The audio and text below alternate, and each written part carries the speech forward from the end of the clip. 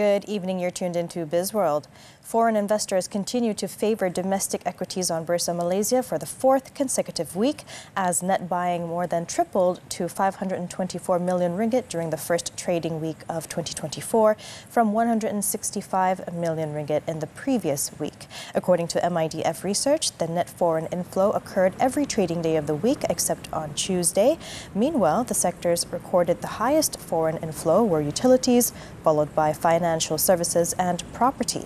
The research house also said local institutions continued to be net sellers for the third consecutive week at 141 million ringgit. MIDF added that local retailers also turned into net sellers of domestic equities at 383 million ringgit.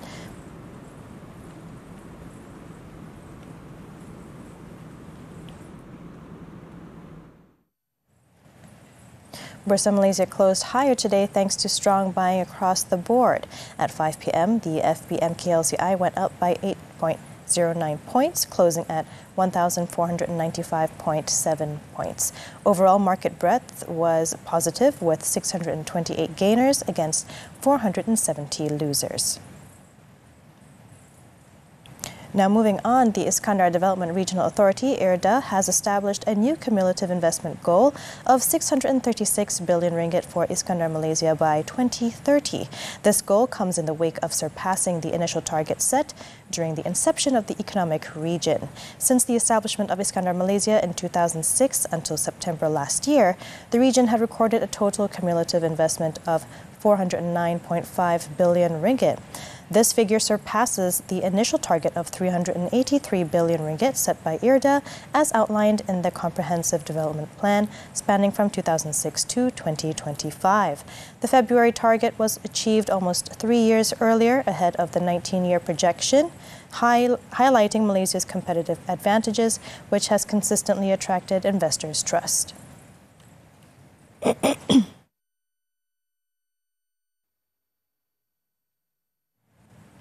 Property sales for developers are anticipated to experience a growth ranging from 10 to 15% this year. According to RHB research, this growth is attributed to the overarching macroeconomic landscape, government policies, and investment inflows.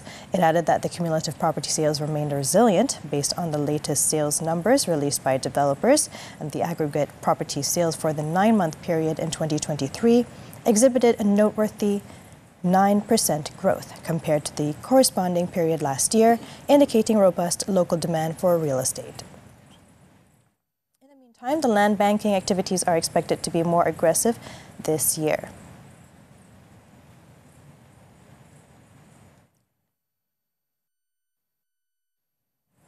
The total industry volume TIV for the automotive sector is predicted to trend higher in the first quarter of this year before slowing down in the second and third quarters. Now, Hong Leong Investment Bank said that 200,000 units in the order backlog that are scheduled for delivery during that time are the reason for the high volume early this year. The TIV, however, are expected to slow down in the second to third quarters due to declining new orders, softer consumer sentiment, and brought forward purchases. Hence, original equipment manufacturers will have to leverage attractive new models and sales programs in order to sustain sales. The TIV is only expected to recover towards the end of the fourth quarter due to more aggressive year-end sales.